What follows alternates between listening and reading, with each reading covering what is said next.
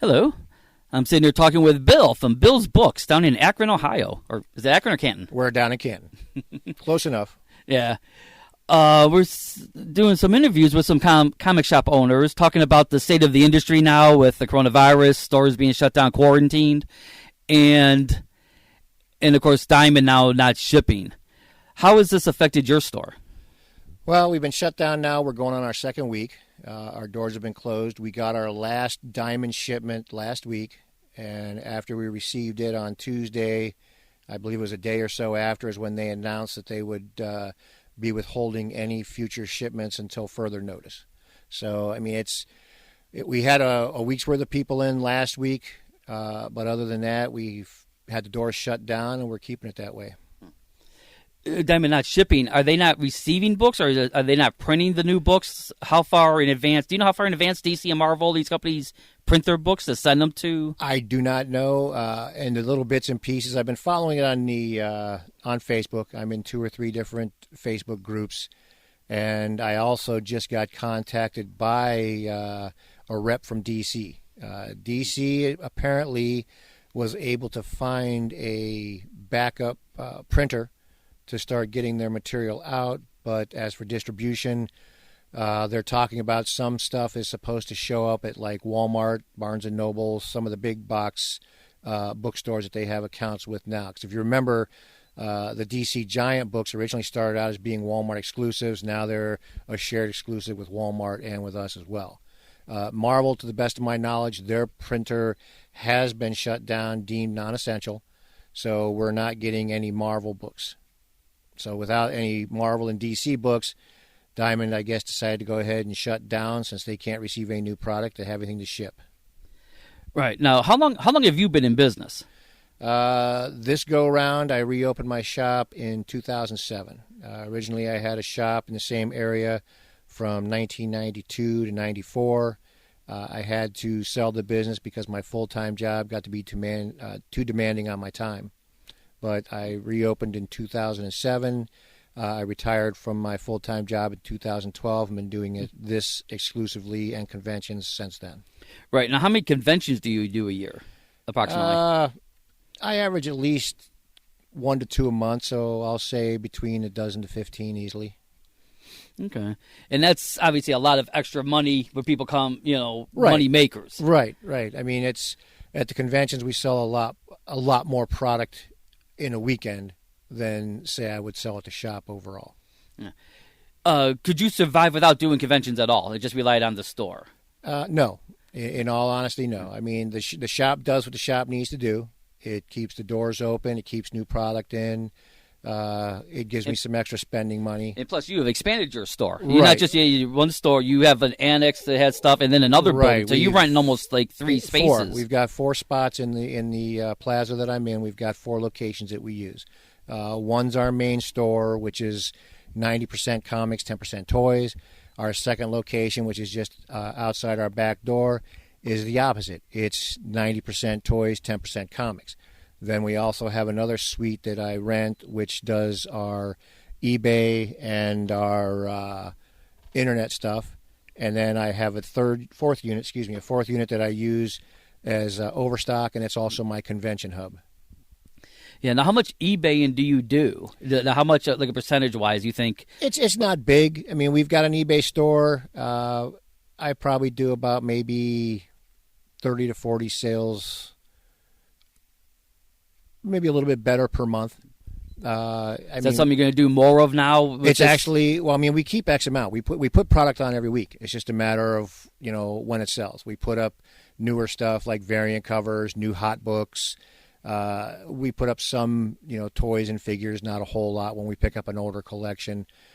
We actually did pretty well with it last year. I mean, we did over 20 grand with it because I got 1099. So we did do over 20 grand with it. But the shop alone, for me, it's not enough to sustain a living. Right. You think it's going to be a nice extra money to try to recoup some of that lost income? Maybe eBay may be help for that? Oh, right now, yeah, definitely. With shops being closed, our eBay sales have gone up. I mean, in the last 2 days, I've sent out probably around 20 packages, which is what we used to average a month. We just did in the span of a week. Let's go back to Diamond. Diamond now is shut down delivering books, and I've read articles that are saying that they're kind of cash strapped. They may shut down totally. Well, have you heard any of this? I got the email. I think it was yesterday, the day before. Let's go back a couple days though. Actually, I got a survey email from Diamond, and it was basically a financials email.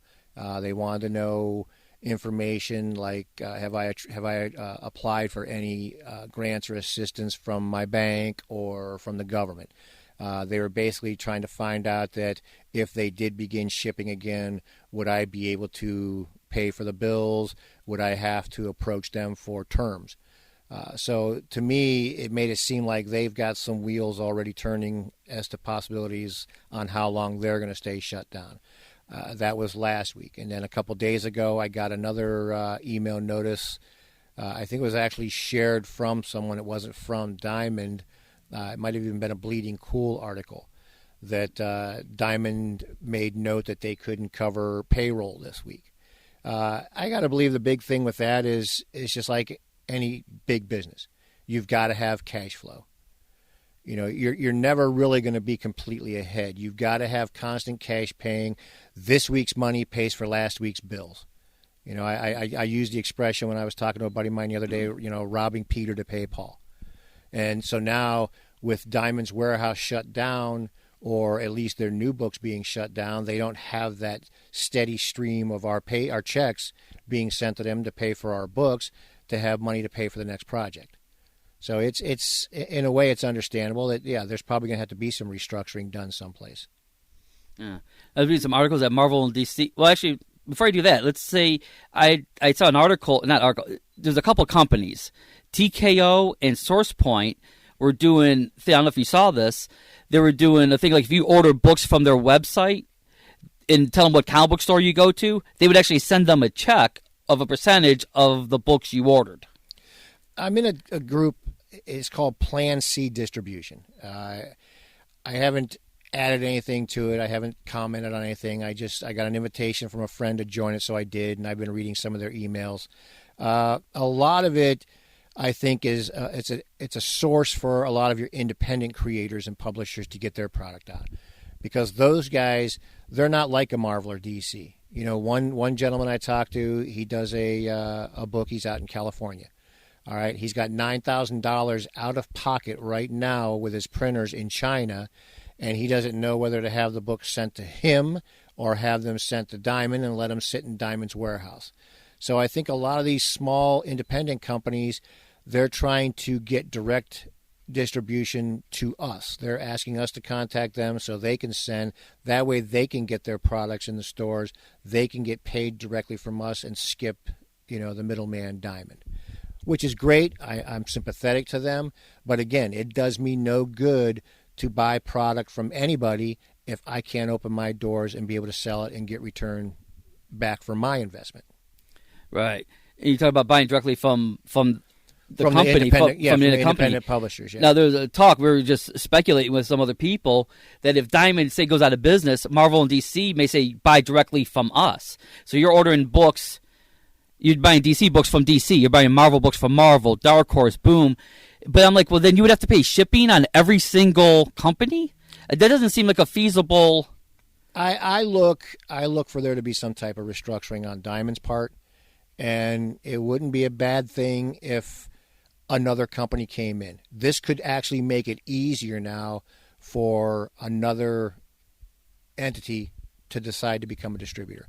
I mean, multiples have tried it in the past, and the thing that stopped anybody from succeeding was the fact that Marvel and DC, Dark Horse, and Image, they all had exclusive contracts, and I believe IDW as well had exclusive contracts with Marvel. So if another distributor did come in, if you don't have the top guns, how much money are you going to be able to make? How are you going to be able to sustain a business if you're only thriving off of the independents? Right. So I think with something like this, I've already read where some of the guys are looking at their contracts with Diamond to see if they can, because Diamond shut down, break this contract and now renegotiate. So we may see another distributor come out of this, which isn't a bad thing. Right, because there has to be more distributors because they have magazine distributors with all. Right, but I mean just back in the day, we had Capital City Comics and Diamond Comics, and it was in the 90s because I just read an article. It showed up on my timeline actually. There was a time where Marvel bought a distributorship, and then they became a self-distributor by buying this other one. It wasn't Marvel sending you the stuff; it was going through this distributor. Heroes, I think, wasn't it? Yeah, Heroes something. Heroes World, I think right, it was. I think it is. So you had Marvel yanked away from Capital City and from Diamond. So right away, Diamond got contracts with DC, Dark Horse, and Image, and I believe even Valiant. So that left Capital City with nobody. So It was shortly after that Capital City went under, and then Diamond was able to absorb Capital City and just become the only distributor in the country. Because about a year or so after that, the things failed with Marvel because Marvel started filing bankruptcy because they were buying everything under the sun, Toy Biz, Skybox, a distributorship. That's when they started selling out their properties on their characters and lost the rights to a lot of their characters for movies. They were just trying to keep afloat themselves. Yeah. Yeah, a lot of people don't know a lot of that history. I got out in the 90s. That was when I sold my shop in 94 to work full-time for the retailer I was working for. And it was shortly after I sold the shop that all this stuff started happening. Yeah, it was a rough era then. Yeah, the 90s were crazy. And it's starting to scare me because, in a way, we're starting to see the 90s all over again. So, again, maybe this virus thing is going to have a positive spin with what it's going to do with the country, with big business at all, period. Yeah, it's scary seeing the lot of similarities with some of these independent companies and how they sell books and variant covers and some of these people with no names selling like $30 20-page comics for $30 because it's this limited cover. Right. But I'm like, well, who wants this book anyway? It doesn't, you're never going to make your money back. There's no real value to it. You had the variant covers, you had the foil covers, the fancy covers, then you had the multi crossovers. People just want to buy, people are limited on their income. Now you're going to have a situation where we're coming out of something like this where people lost their jobs. They don't have that disposable income. We talked about it a little bit before we started this interview. That disposable income isn't going to be there, so people are going to be making cuts. And when you make a guy buy 20 or 30 books that he doesn't normally buy just to read a story, that's when you're going to lose people there because they're going to have to make a decision. I'm either going to drop the books or I'm going to be broke. And I think they're going to drop the books again, just like they did in the 90s. I wouldn't even think about that. Yeah, those Marvel crossovers where you have a 6-issue main miniseries, but then 30 books. Correct. Thing, and people are like, at $4 a pop. That's a lot of money. And if I'm a Spider-Man fan, I want to read Spider-Man. I don't want to have to read Daredevil. I don't want to have to read New Warriors. I don't want to have to read just to see what's going on in the story. And usually, if it's a character story, if it's revolving around a specific character, there's not going to be much in those other books, just little things. But your completists are going to try and buy everything because they want to have it all. Again, I want to read Spider-Man. I'm going to buy Spider-Man. Right, because I do a lot of shows myself as a fan. I do, it's got to be close to 30 shows a year I go to between comics and horror conventions and toy shows. And I, been doing it for so long, I know a lot of the dealers. And I always ask them, hey, how you doing at this show? How they treating you? Making any money? Because I like to see I like to see a lot of these dealers, my friends. I like to see my friends do well. I like to see everyone prosper. Everyone likes to see everyone making money. And everyone, for the last couple of years, we've had a nice booming economy, and people have a lot of more disposable income. These dealers I talk to, it's the best show I've had. I did more this than last year. Right. It's the best show I've done so far this year. I don't think I'm going to be hearing those comments this year when people do these conventions start coming back. Do you think people will have that more disposable income to be spending? I don't think the income's going to be there, and I think the first couple shows it could be one or the other. The first couple shows can be great because people have been cooped up for so long and they want to get out, they want to get back into the experience. Or it could be the first couple shows aren't going to be so great because there's still going to be that fear there. Until we're completely out of this situation and everybody's going to feel comfortable getting back out into the population, again, it could be hit or miss. We went to Chicago before all this went down. We were at C2E2. They pulled in 70,000 plus people for the 3-day weekend. Actually, I heard it was closer to 90,000 that weekend. Yeah, over a 4-day weekend. It was a zoo. It was a zoo the whole weekend. We had a great show. I walked the floor before the show started, was talking to some of my dealer friends, listening to dealers talk. I did not hear a single dealer complain. Just about every dealer that I heard said that they've had their best show to date at this show. So there were a ton of people there. There were a ton of people. Money was flying. Yes, there was a lot of disposable income. The economy's doing great. People have got jobs. People were working. They had the money to spend. Now we're coming out of something like this where some people haven't worked. You have your essential people out, your doctors, your nurses, your medical people, your healthcare givers. They're still out making paychecks, your grocery store workers. But how many of those people are collecting comics? How many of those people are, going to put money, inject money into this this industry? Right.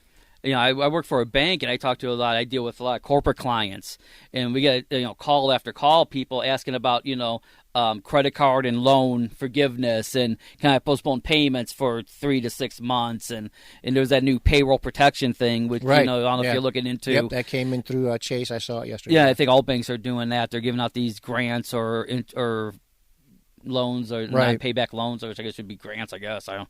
But yep. That's not nothing I deal with. But they're doing that because there's so many companies that aren't working. It's just right. And the first thing I want to say is I think it's great that, in my mind, we're coming together as a country. I mean, everybody realizes that we're in this together. I got a notice from eBay the other day that they're not waiving my fees, but they're not going to collect my fees right now through my PayPal. There used to be a fee that if you transferred money from your PayPal account into your checking account, 2 to 3 days it was free. If you chose the instant option where they did it immediately, right, they would charge you a percentage. They've waived that now. So now they're letting people get access to their funds immediately if you're selling on eBay and using PayPal. Yes, your banks are doing all types of extra things to try and help people out. They're waiving fees. They're lowering percentages, which is great. That's what we need if we're going to come out of this and be whole. Everybody working together is what's going to make this work, and I'm seeing a lot of that. Yeah, that's my big worry is once this thing happens is people want to have their jobs back. Are people going to be spending, hopefully, because bills pile up quick. Right. I mean, those credit card bills, they come every month, whether you're working or not. Right. Then if something may happen, my tire, I got a flat tire and I need to buy a new tire. And right. Well, you got to figure the majority of your households, they're going to have a mortgage, they're going to have a car payment, they're going to have 1 or 2 credit cards, they've got their monthly utilities, and if they've got kids, then they got to take care of the kids. So, yeah, there's going to be a lot going on, and if nobody's working, I mean, a lot of people have the advantage where they're working at home, so that's a big plus. Most of the people that I know, most of my customers that I've talked to, most of them, they're working from home. They've been given the option because a lot of the places don't want people coming in and, being around a lot of people and getting each other sick, so they're letting them stay home. So I think you are seeing a lot of people are still working, so that's good. I don't know. My phone, this is the quietest my phone's been all week. I think people finally realized that we are shut down, so they're not calling. Oh, is that the calls you're getting? Yeah. Are you open? Last week, my phone rang off the hook. My apartment is above the shop. I took one of my store phones upstairs, and I laid in my bed watching TV all day last week, and my phone was ringing nonstop asking if I'm open, what my hours were, because they figured since I'm opening or answering the phone, I must be open. But I was just letting them know I was doing it as a courtesy to let them know that, no, we aren't open. And right now it looks like we're going to be closed until April 30th, which is the new mandated quarantine date. Mm. Now, are you kind of worried about being in an industry that pretty much relies on disposable income? Because let's be honest, this business, comics, right, is not a necessity. No. By any stretch. There's a collector's market. Right. We're one of the industries that people can pick or choose if they want to be a part of it. Let's say 4 years ago, 5 years ago, we had to shop. We were doing well. Conventions were doing well, but they weren't doing great. Gas prices were a lot higher. People were paying for their own health insurance now instead of having health insurance. Now we've got a turn. The economy was booming. Gas prices were down. People were doing more traveling. There's more and more conventions popping up because more and more people were seeing how much money was being made in this industry, and a lot of it was because of Hollywood. Movies, TV shows brought in a whole new group of collectors. People wanted to see what was going on with all these characters on the TV shows and movies. So that was a big boom. Now we don't have that. A lot of your movies are being postponed till the end of the year. They don't want to. The theaters closed, so they can't show any movies. So a lot of the big production movies that we were expecting first of the year are now going to be going on middle to the end of the year. So we've got to see how that's going to translate into dollars for us. So yeah, it bothers me because we're an industry that is not a necessity. It's a luxury. What would you like to see I think we kind of already covered it a little bit, but in terms of the distribution of books, actually DC and Marvel talked about doing digital and just selling digital books this week, which I don't think they did. No, I think they decided against it. They announced they were going to do it, but I think they got enough backlash from retailers that they decided not to. I mean, basically, they need us to be able to do their digital print. They can put it out there, but if they don't have a customer base, then they don't have any way of selling the product. You know, when the digital thing first came out, they had those little stickers inside the comics. You know, that people would go into a brick and mortar, buy the comic, and then inside was a little code that people could access then to be able to read those digital comics. Well, without any shops, without any people, they don't have access to those customers to buy the books, the digital. So I think Marvel and DC opted out of that for two reasons. They didn't want to tick people off. They didn't want to tick us off. And there just wasn't a strong enough market to make it feasible. People weren't giving up their customer email addresses and information like they wanted. Right. And I also read somewhere there was talk of you would get the codes from DC and Marvel, and then you would sell the codes to the customer. Right. They thought about that, but again, with us being closed, that does them no good. Right. Yeah, that email thing, PayPal. I actually saw that. I actually saw that this morning. You know, they would have to access our customers, and without us being open, how are we going to be able to get them the information that they need?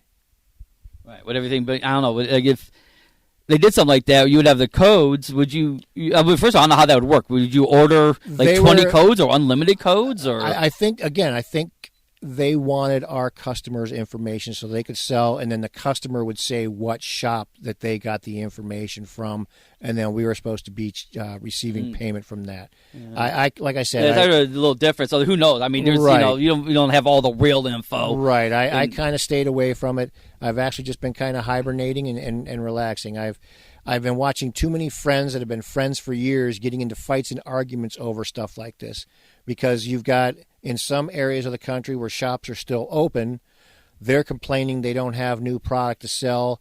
They're open and allowed to have customers in. So they're upset because they aren't getting the product to be able to sell, whereas where I'm at, the region I'm at, most of the shops in Ohio, Pennsylvania, Michigan, we're shut down. So you send us product, you're just backing us up with debt that we can't recover from because we've got no avenue to sell the stuff. And we can only take so much product and hold it before it gets over, an amount that we can make comfortable with. Now, what do you think is going to happen? Because we're in week 1 of no new comics. Right. Just time dated. Last week was the last week of new comics on the shelf. Correct. This week is week 1 of no new comics. Now, we're going to have this month, 4 Wednesdays in this month? I believe so, yeah. All right, so at the end of this month, let's say everything goes back to normal May 1st, or May, the 5th week, there'll be new books. Are they just basically going to start over from this week and just do, you know what I mean? From what I understand, yes, because again, with Marvel's printer being down, they aren't getting any product printed, so they're not going to have any backlog of inventory. So right now, we're looking at whatever is ready to go. Someone hinted the other day that DC's frustrated because their big Batman 92 was supposed to ship either this week or next week, which is the first appearance of their new character. They've got a lot of money. The big cover, they had the big new, they even moved up the cover. Right, exactly. Yeah. It was supposed to be issue 94. They changed it to issue 92. So a lot of speculation as to why DC scrambled to get a new printer as quick as they did is because they need this money. They were banking on this character, and they want to ride it while the momentum is still high. Down a month from now, who knows who's going to care, if they're still going to care about this character or not. So they can't afford to lose that money, and they don't want to lose that money. So from what I understand, everything is going to, let's say it gets back up on its feet in May. They'll just start shipping where things left off with the last week. Because I heard one guy talked about a whole month's worth of books at one time. I go, they could never do that's no. Because what's your weekly diamond bill before all this happened? On average, ballpark, I average my cost is between $6,000 to $8,000 a week with diamond. So that's a lot of product. Exactly. And again, well, you do a lot of statues too. Right. I mean, a lot of figures and the statues. The majority of it is print. It's comics, but that's what I was trying to get at when I said that, let's say we go 4 weeks where I get deliveries, but I'm not open to be able to sell. I can be in debt anywhere from $25,000 to $30,000 easily in 1 month. And how many people are going to be able to then, when we do open up, how many people are going to be able to come in here and pick up 4 weeks worth of stuff with the incomes the way they are? So it was smart of them to shut down. Yes, there's guys who are mad because they're still open, but hey, sell your other stuff. If you're any kind of decent store, you've got back issues, you've got trade paperbacks, you've got action figures, toys, statues. A lot of gaming stores are comic book stores. So sell them the product that you have. That's your job as a retailer. It's your job to sell. Yeah. Well, I've said this for actually for years now. If you're a comic book store and you're only relying on new books, the new books to sustain your business, you're going to starve. Yeah. I don't know how you lasted this long. Yeah, we sell back issues. We've got trade paperbacks, hardcovers, toys, figures, statues. The only thing I don't mess around with is gaming because it's something I don't know. I don't have anybody to put in charge of it, so I've stayed away from it. But our comic business has been doing great for us, and I can't complain. Yeah, so let's hope this at the end of this month, hopefully it goes back to normal, and hopefully all these people, let's just hope. Yeah. Because you have no idea what's going to happen at the end of the month. Right. There's people. Everyone's going to go back to work, but everyone's going to be a month behind on bills, and that's hard to catch up. Again, I think a lot of people are working from home. Yeah. So hopefully. I really haven't seen too much. And once these government stimulus checks start coming out, that's going to be a little injection that'll help some people. I mean, $1,200 isn't a lot, but it's something. Right. And people have started claiming, filing for Unemployment. Thank you. Unemployment. So you've got that coming in. So all this stuff's going to start hitting. They're getting it out faster because here's the thing. If you fill out for unemployment and your first check don't start in 2 to 3 weeks, then all of a sudden we get back to work in 2 or 3 weeks. You wasted your time filling out that unemployment. Yeah. I heard something they're doing it. They're kind of speed lining it, getting it faster. Yeah, they've streamlined it. They kind of have to because if it's... They've got people doing it from home instead of going into an office. They've got people doing it home on their computers. 2 of my buddies just filled it out already. So, I actually yesterday sat down in front of the computer and I filled out for 2 different COVID-19 grants that they're giving small businesses. So we'll see if I get accepted. If I do, great. If I don't, hey, I gave it a shot. Right. But, everybody, they're trying to help us out the best they can. So people just have to be patient and sit and wait and see what happens. Yeah. And it's hopefully, like I said, they're sending that $1,200 check. And if you have a kid, it's an extra $500. Right. And, theoretically, people will spend that money. Not many people are going to take that money and sit on it. Right. Because people do have bills to pay. Whether like me, I'm working and I'm getting a weekly check because I'm working. I'm not going to, I still have credit cards to pay and other, Right. But I want to thank you for sitting with me. I think we covered everything. Okay, no problem. Thanks for having me.